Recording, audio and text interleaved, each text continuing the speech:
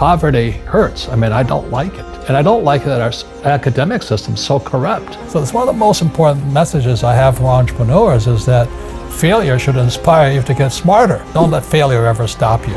Use your brain, use your creativity. And unfortunately, our school system says if you fail, you're stupid. That is not true. So the lesson to young people is don't take a job for the money, take a job for what you're learning. In school, they compensate for risk by telling you to memorize the right answer. So in other words, these kids leave, young people like you, leave school thinking, oh, if I know the right answers, then there's no risk. And it drives old guys like me crazy. We learn from our mistakes. Mistakes are opportunities to get smarter, be humble, and take a look at something. Millennials are the most highly educated. They know all the answers, but they're afraid of doing anything.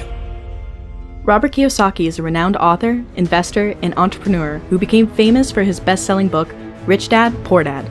In the book, Kiyosaki talks about his own experiences growing up with two dads. His real dad, a highly educated college professor. The other, his best friend's dad, a self-made millionaire and entrepreneur. Robert noticed that despite his father's hard work and dedication to his job, he struggled financially and was not able to provide the kind of life he wanted for his family. On the other hand, Rich Dad, who never finished college, was able to build a successful business and accumulate significant wealth. Success doesn't come easily, especially when the education system fails to teach the fundamentals of business and money. However, you have two choices. Use that as an excuse and remain uneducated, or rewire your brain, be open to new information, and learn how to be successful. The most important thing is change the neural pathways in your brain. And the brain is driven by your heart. And when I meet somebody with an employee's brain, they say, I want job security. I want a good pension. Does it have medical benefits? That's their brain.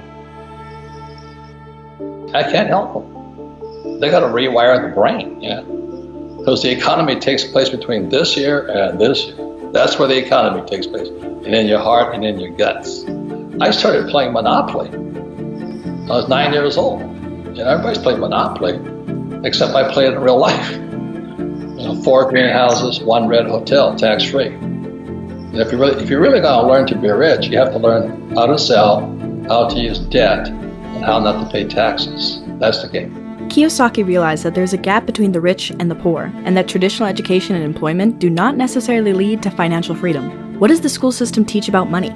Nothing. Our current education system is outdated and fails to focus on topics that would prove much more beneficial to students. While finances and taxes may not be as entertaining as chemistry or biology, having such knowledge would better serve most students as they move into adulthood. Today in the world, America especially, is this gap between the rich and everybody else. And I know the game of the rich. My rich dad taught me, you know it because you're the banker. The game the bankers and the rich play is different than what they teach you in school. And that's the story of Rich Dad, Poor Dad. My poor dad, PhD, stands for poor, helpless, and desperate. They don't know anything about money. And they're teaching our kids. And my rich dad was an entrepreneur who never finished school. The pieces of the puzzle and my life started to come together. The question I ask all over the world, what does school teach you about money? And the answer is nothing. And that's not a mistake. That's not an accident. I knew that, most people know that. But the way to keep the poor and middle class working hard is never teach them what the rich know. So if you read Rich Dad, Poor Dad, which came out in 1997, it's what the rich teach their kids about money, the poor and middle class do not. Many of us who have not learned about money likely share one common belief. Debt is bad and dangerous and should be avoided. There are countless stories of people who have run up their credit cards to the point that they cannot pay them off. Many people accumulate student loan debt as they try to gain an education. These people then spend much of their life desperately fighting and trying to dig themselves out of debt. However, there is good debt and bad debt. It can be a powerful tool for those who understand how to use it. Debt is a 4-letter word for most people. There are many people in my position, so-called financial gurus, who say live totally debt-free. And there's other people who say cut up your credit cards. And that's good advice for certain types of people.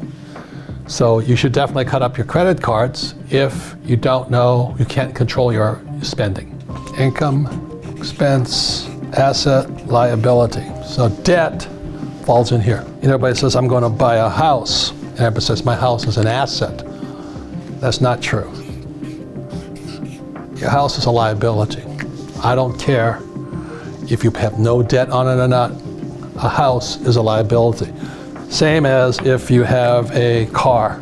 A car is a liability. The average person, they have a job. Money comes in here. They pay for their house, and the money goes to a bank through a mortgage. So it's not an asset because the cash is flowing out. So it's a liability. So the definition of liability, does it take money from your pocket? And for an asset, does it put money in your pocket? So when I have a rental property here, it puts money in my pocket. When I rent a property, I've done a good job buying it and structuring it. Every month it sends me money. And the other thing about debt, there's good debt and bad debt, which I classify student loan debt as bad debt. The main reason it's bad debt is because it's the worst possible type of debt. You see, if I get into trouble as a businessman with debt, I can declare bankruptcy and I'm clean. But the trouble with student loan debt, you can't do that. It hangs around your neck for the rest of your life. So what most people do is they have student loan debt, SL, and that debt is going out this way. It doesn't put any money in your pocket. You can say, well, I have a job. Well, that's still you working for it. So I don't work for any of this money here. I do this job once, set the deal up. Every year I add more and more and more of it. I'm borrowing money from here. It's coming here and going this way. So the debt is putting money in my pocket, and bad debt is taking money from my pocket. So the problem is, if you're going to use debt, you've got to be much smarter than this person here. Because you buy a piece of real estate and you make a mistake, this turns into a liability. If I get the renter leaves the place, this goes here that fast, and the cash flows that way. So it's nothing to do whether it's a boat, student loan debt, a house, a car, or whatever. It has to do with these two words here. If the cash is flowing into your income statement, into your pocket, it's an asset. It's good debt. But if it's taking money from your pocket, it's bad debt. A catalyst for success is to find a mentor in your area, someone who has done what you want to do, someone who is where you want to be. Years of experience and countless failures make them seasoned veterans and excellent teachers. They won't do the work for you, but having someone to support and guide you will accelerate your progress towards achieving your goals. And she says, if you're going to be successful in your life, you've got to find the best teachers. And so with that, when my poor dad said, go seek out your rich dad, I was just following her advice. And today, that's why you and I know Jim Rickards and Nomi Prinz and all these people.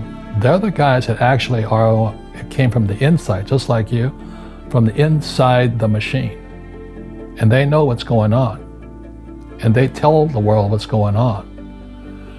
So I've had a habit ever since then, or a policy, if I find out there's a great teacher, and a great teacher is somebody who comes from the inside, not the outside. It's true.